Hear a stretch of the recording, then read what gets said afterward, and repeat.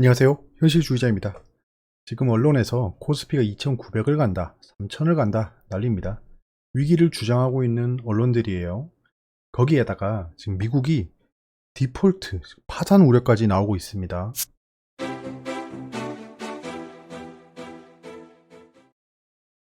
자, 외신부터 볼까요? 차이나 얘기가 또 나오죠. 에버그란데, 헝다죠. 얘들이 1.5 빌리언 달러치의 채권을 판다고 합니다. 지금 빚을 갚기 위해서 얘들이 가지고 있는 자산을 매각하고 있는 모양새죠. 이건 뒤에서 잠깐 다뤄보고요. 그 다음에 달러가 2021년 최고치를 찍었다 합니다. 이게 US 거버먼트의 셧다운이래요. 지금 그 부채 한도에 대해서 이견이 있습니다. 그래서 이제 의회를 셧다운하겠다 약간 이런 얘기를 하고 있죠. 차이나 폴, 자 중국이 떨어졌다. 뭐 조정이겠죠. 유럽은 바운스하고 있다. 의미가 없죠. 예. 차이나는 떨어지고 유럽은 올라가는데 뭐라는 겁니다. 뭐 어김없이 나오는 얘기가 있죠. 예. 차이나 에버그란데에 대한 얘기가 나오고 있습니다. 빚은 뭐 갚을 것 같아요. 현재는 달러가 이즈하고 있다. 예. 달러가 좀 떨어지고 있다는 거죠. 여기 보면 데슬링, 예. 부채 한도죠. 드라마가 컨티뉴. 그 부채 한도 드라마가 계속되고 있어서 달러가 움직이고 있다라는 겁니다. 스탁파일, 오일이죠. 예. 오일 그 스탁파일이라고 하면 누적 재고량입니다. 올라간다 라는 거예요. 지금 유가도 계속 상승 중입니다. 이번에 스탁파일이 발표된다고 해서 뭐 왔다 갔다 할 것 같지는 않습니다. 중국의 정전 이슈가 좀 크죠. 근데 이것도 곧 해소될 만한 악재다라는 겁니다. 자, 내신입니다. 고비 넘어 또 고비. 중국 헝다 파산 땐 국내에 어떤 영향 줄까? 보시면 헝다 사태가 국내 증시에 끼치는 악영향은 제한적이라는 관측이 지배적이다. 여러분들이 언론을 봤을 때 헝다 사태가 국내 증시에 끼치는 영향이 제한적이라는 관측이 많았나요? 예, 지배적이라네요. 몰랐네. 아무튼 뭐 영향은 거의 없을 것으로 보인대요. 뭐 좋습니다. 예. 이제 와서 이렇게 얘기하긴 하는데 뭐 일단은 우리는 처음부터 헝다 사태가 국내 증시에 뭐 큰 영향을 줄까라는 낙관적인 상황으로 봤죠. 일단 좀 지켜보겠습니다. 계속 뒤에서 좀 얘기해 보고요. 한은의 강한 금리 인상 시그널, 통화 정책은 여전히 완화적이다. 네, 뭐저 말은 뭐 금리 인상해도 괜찮다라는 그냥 가스라이팅을 하고 있는 거죠. 뭐 좋습니다.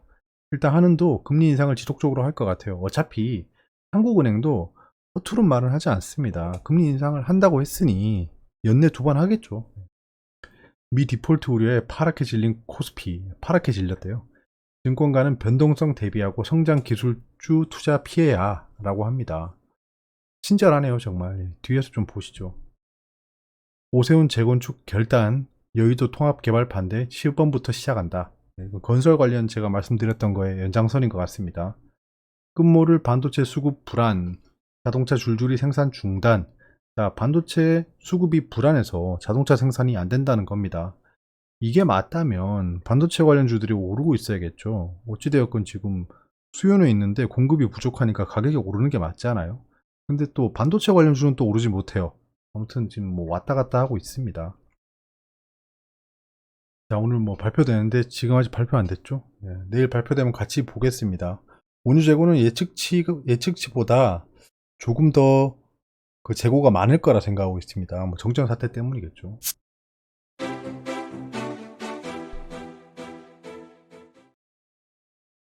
오늘 주제는 좀 일찍 온 만큼 많이 좀 봤습니다. 지금 계속 보고 있는 세계 주요 증시나 지표 흐름 보고요. 15도 보고요. 미국의 디폴트에 대한 망상, 저의 망상입니다. 저의 망상을 말씀드리고 악재는 신선할 때만 악재다. 자, 헝다 리스크에 대해서 잠깐 얘기하고요. 코스피 위기라고 언론이 부추기고 있습니다. 이것도 한번 보시죠. 위드 코로나 준비. 자, 세계 주요 증시 지표 흐름을 보겠습니다. 어떤가요, 여러분? 예, 지금 3개월물은 안정되고 있고 WTI도 조정을 보이고 있죠. 근데 또 스탁파일 나오면 상승할 확률이 높습니다. 유가는 좀 올라갈 것 같아요. 이건 제가 여기서부터 말씀드렸던 것 같습니다. 근데 저는 여기서 이렇게 떨어질 줄 알았는데 그대로 올라가 버렸죠. 예, 저는 이렇게 될 줄 알았거든요. 예, 100불까지. 아, 이거 예, 일단 넘기고요. 예, 전반적으로 지금 유로존은 반등. 예, 아시아는 조정 약간 이런 모양새로 코스피 좀 많이 떨어졌죠 오늘. 거의 뭐 코스닥이 2% 떨어졌지 않나요? 예, 코스닥이 2% 떨어졌으면 진짜 폭락입니다. 폭락. 시장이 2% 떨어졌다는 거예요. 그러면 종목들은 5, 6% 떨어졌겠죠. 금값도 반등하고 있긴 하지만 뭐 저런 반등으로 추세를 속단하기 이릅니다. 15금리는 변함이 없습니다. 아직 변동이 없다. 자, 미국 디폴트에 대한 망상을 한번 말씀드려보겠습니다. 미 디폴트 우려에 파랗게 질린 코스피 증권가의 밑줄을 쳤죠. 변동성 대비하고 성장 기술주 투자 피해야 라고 합니다. 자, 그럼 여기서 잠깐 퀴즈를 내볼게요, 여러분. 저 증권가 사람들, 지금 저렇게 말하고 있는 사람들은 지금 어떻게 투자를 했을까요? 생각을 한번 해보세요. 뭐 당연하겠죠, 이걸 보면. 예, 아마도 성장 기술주의 쇼 포지션을 완료했겠죠. 그리고 금융 가치주 매수도 완료했겠죠. 그러니까 여러분들한테 사라고 하는 거 아닙니까? 자기들이 그렇게 좋다고 생각하면 여러분들한테 왜 사라고 하겠습니까? 사지 말라고 하고, 왜냐면 사면은 수요가 몰려서 가격이 오르잖아요. 자기들이 좋다고 생각해서 사라고 하는데 수요가 몰려서 가격이 오르면 자기들이 싸게 못 사잖아요. 도대체 얘가 이런 말을 할 필요가 없는 겁니다. 이제 와서 저 말을 듣고 투자하면 좀 곤란하겠죠. 이제 거꾸로 매수 매도를 준비하겠죠, 애들은. 자, 1일부터 부채 한도 초과 80년째 넘긴 미국 국가부도 이번엔이라고 합니다. 미국 국가부도라는 얘기가 나왔어요. 어후. 미국은 이를 막기 위해 1939년부터 90여 차례 부채 한도를 늘리거나 유예해 왔다. 이번에도 미국 의회는 국가부도를 막으려 환도를 조정할 가능성이 크다. 우려되는 건 협상 지연이다. 배부른 소리 하고 있습니다, 진짜. 네. 자, 그러면 예전의 사태를 한번 볼게요. 2011년입니다. 이때입니다. 이것만 봐도 알겠죠. 미국 연방 정부 신용등급 강등은 2011년 8월 5일 미국의 신용평가 기관 스탠더드 앤 푸어스 S&P죠. 미국이 발행하는 채권의 신용등급을 AAA에서 그 AAW로 한 등급 내린 사건입니다. 이때입니다, 이때. 이걸 확대해보면, 요 기간을 확대해보면 요렇습니다. 신용등급 강등한다고 했을 때 떨어졌습니다. 예. 3,000, 야, 이거 코스피 지수냐? 3,000이던 게 2,500이면 10% 넘게 떨어졌죠. 10% 넘게 하락해서 3중 바닥 찍고 그대로 안녕 얘들아 하고 가버렸습니다. 요런 사태가 있었다. 자, 재밌는 거죠. 무슨 지들 파산을 지들이 정하고 있습니다. 파산을 하게 되면 누가 피해를 볼까요? 결국은 미국 국민이 보겠죠. 예, 미국 국민은 주식 투자를 많이 하고 있기 때문에. 보면 뭐 잔디 이코노미스트를 비롯한 대다수 전문가는 미국의 디폴트가 현실화하면 금융시장의 충격에 빠질 것으로 예상한다. 그러니까 미국이 파산하면 전 세계 글로벌 증시가 타격을 입습니다. 자, 그러면 여기서 한 가지 망상을 좀 끼얹어 볼게요. 미국은 지금 자기들이 결정하잖아요. 의회의 협상 지연이 문제라는 거지. 뭐 미국의 파산을 옆 나라인 윗나라인 캐나다, 밑나라인 멕시코가 정하는 게 아니고 자기들이 정한다는 거예요. 자기들이 정하는 건데, 참, 예, 뭐라고 해야 되나 이걸? 그러면 여기서 위협을 가하겠죠. 얘들아, 우리 파산하면 니네가 죽어. 약간 이렇게 나오는 겁니다. 그 위기를 좀 조장하는 거죠. 어차피 옐런 장관은 계속 얘기하잖아요. 이러다 디폴트 빠지겠다 얘들아, 현금 동난다 이러고 있잖아요. 그러면 얘들이 달러를 찍어내는 거에 대해서 전 세계는 불만인 겁니다.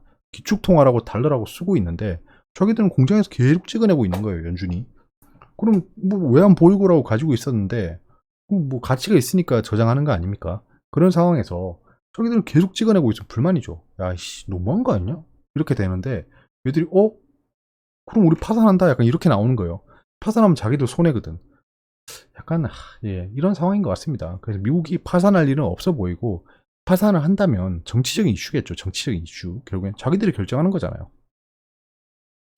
예, 미국의 경우에는 돈이 없어서 못 내는 게 아니라 의회가 승인을 안 해서 돈을 못 내는 것이라고 하잖아요. 이건 뭐 제 말이 아니고 아티클에 있던 얘기입니다. 이게 사실이고요. 의회가 승인하면 부채 한도가 계속 올라가는 거예요, 무한대로. 자기들이 법을 다 바꾸고 있지 않습니까? 이게 기축통화국의 위험이라는 거예요.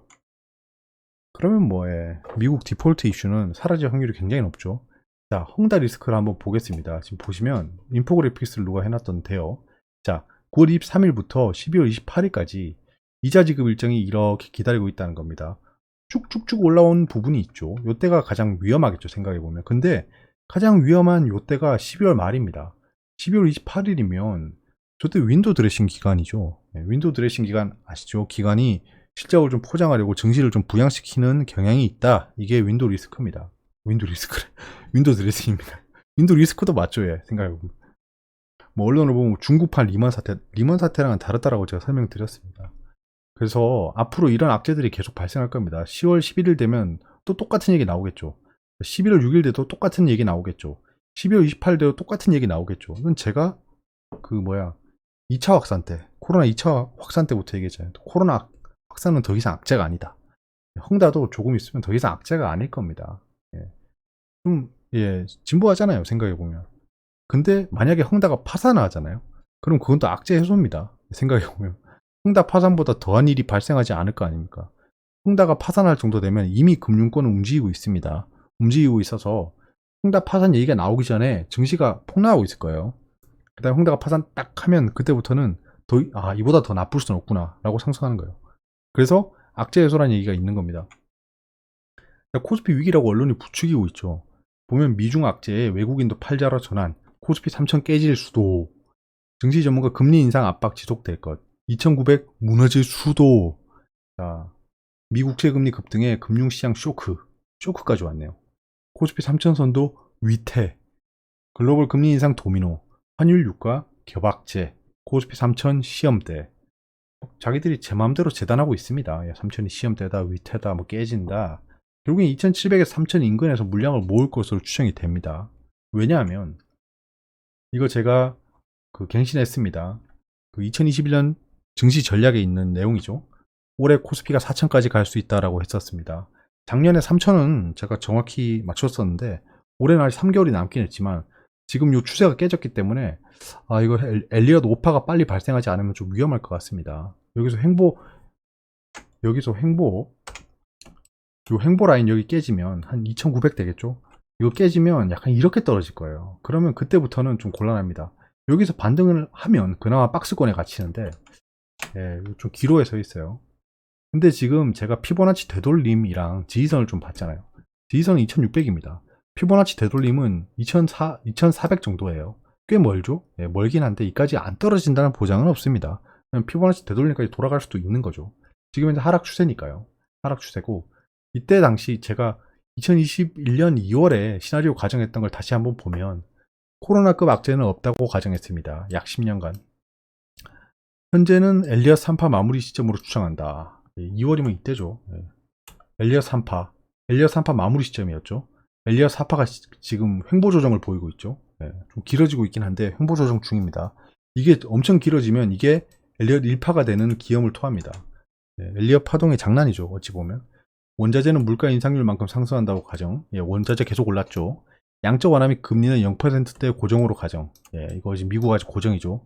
이건 연준의 YCC, Yield Curve Control이랑 AIT, Average Inflation Target를 근거로 말씀드렸던 거고 현재 그렇습니다. BDI, 현재 상승 추세로 가정. BDI 계속 상승했죠. 이거 IMO 2020부터 시작해서 미중 긴장 완화 이런 것들이 근거였습니다. 자, 그래서 증시가 올해 이렇게 움직였다. 지금 현재 엘리엇 4파 조정 중이라고 판단하고 있고 엘리엇 4파 조정이 끝나면 엘리엇 5파가 발생하죠. 약간 이렇게 4천을 넘을 수도 있다라고 생각하고 있습니다. 추세는 많이 안 좋아졌지만 엘리엇 5파가 시작되면 얘기가 달라진다. 이때 거래량 감소도 가정했는데 거래량 감소하고 있죠. 요 정도까지는 현재까지는 제가 생각했던 흐름대로 가고 있다는 겁니다. 자, 코스피 3000이 붕괴된다. 만약에 최악의 상황이 발생해서 3000이 붕괴된다. 그럼 3000이 붕괴됐다고 바로 매수하는 건 좀 안 될 것 같고요. 2600에서 2700선 인근에서 추가 매수를 하는 게 좋을 것으로 보여집니다. 강한 지지선이니까 저기서 탕탕탕탕 지지한 다음에 횡보할 확률이 높습니다. 아니면 곧바로 반등할 수 있겠죠. 거의 뭐 V자 반등. 이건 양적 완화이기 때문에 가능합니다. 만약에 2600, 700을 깬다. 그럼 2400 피보나치 되돌림 첫 번째에서 매수가 유효해 보이죠. 이거 2018년, 2020년을 거치면서 제가 그때부터 영상을 찍었잖아요. 교훈을 제가 정리했었습니다. 이때. 자, 첫 번째, 전염병은 펀더멘털을 훼손하지 않는다. 이건 앞으로도 적용될 겁니다. 유동성 완화는 반드시 증시 상승을 불러온다. 이거 맞죠? 통화수업 체계 연준 금리 인하 등 증시 상승으로 이어진다. 이것도 기억해야 돼요. 투자에 대가 전문가 및 언론을 믿지 말자. 절대 믿으면 안 됐죠. 계속 코로나 반등할 때 챌린지가 많았잖아요. 공매도 금지 조치 등 정책적인 움직임에 주목하자. 공매도 금지 조치 이건 끝났습니다. 끝났어요. 증시는 결국 우상향한다. 이거는 역사적인 증명이 이루어진 결과죠. 자, 위드 코로나 준비를 잠깐 얘기하고 끝내겠습니다. 사이판행 예약이 4,000명 넘었다. 해외여행 꿈틀하고 있다. 이제 슬슬 해외로 나갈 국리를 하고 있다는 거죠. 이 보시면 이게 지금 옛날 사진 가져온 게 아닙니다. 예, 요즘입니다. 유로죠, 유로. 축구 행사입니다. 유로. 이렇게 사람들이 몰려서 떠들고 있습니다. 뭐, 예. 이게 UFC 그 옥타곤인데요. 지난 주말 열린 UFC 243에서 UFC의 역대 최다 관중 숫자가 경신됐다. 예. 우리나라만 지금 이렇지 다른 나라는 상황이 다릅니다. 우리는 아직도 뭐 뛰어안고 이러고 있죠. 그래서 지금 세상이 바뀌고 있다. 예, 우리가 느릴 뿐 세상이 바뀌고 있다는 겁니다. 접종률도 올라가고 있죠. 우리가 지금 백신 접종 1차가 75.5%, 2차가 48%라고 합니다. 이렇게 수익 상승하고 있죠. 이건 좀 시차가 있는데 이렇게 상승하고 있다. 그래서 관련 뉴스를 보면 롯데 관광개발이 1년 6개월 만에 코로나 발발한 지 1년 6개월 정도 지났죠. 유럽 패키지를 재개한다. 스위스, 프랑스로 유럽 패키지 개시한다. 백신 효과를 톡톡히 보고 있다. 스페인 8박 9일 코로나 이후 첫 유럽 패키지. 보복여행 고개 드나 위드 코로나 전환에 해외여행 기대감 올라간다. 이런 얘기가 나오고 있습니다. 위드 코로나라고 하는 거예요. 그래서 저는 여행, 건설, 조선, 반도체 등 최근에 추가 매수하고 있습니다. 하나투어만 해도 하나투어는 좀 추세가 좋습니다. 좋아서 추가 매수 최근에 안 하고 있죠. 예. 여기 갭 상승했을 때 매수를 하려고 했는데 저도 언론에 약간 휘둘린 게 있죠. 예, 좀 지켜보자라는 생각에 매수를 안 했는데 요 갭 상승을 보고 상승을 생각했었습니다. 이거는 뭐 이때 당시 방송 보신 분들은 알겠죠.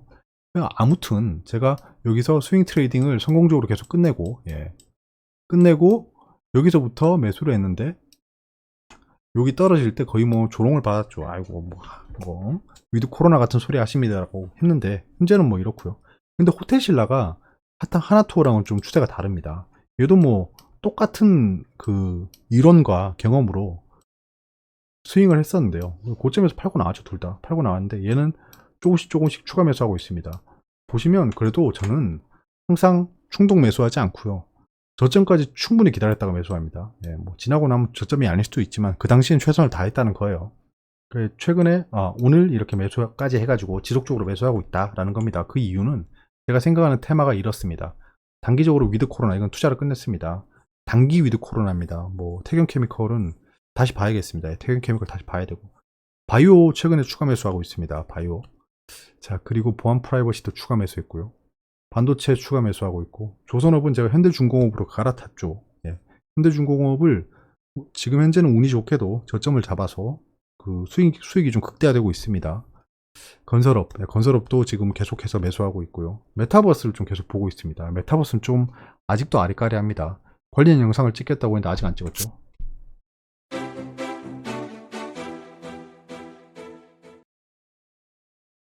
자, 이제 미증시는 그냥 미미한 반등 중입니다. 뭐 기술적 반등 정도로 보여져요. 왜냐면 색다른 이슈가 없습니다. 자, 거기에 필라델피아 반도체 지수는 아직 떨어지고 있네요. 지금 중국이랑 일본이 조정을 보였죠. 아시아가 전체적으로 조정을 보였다.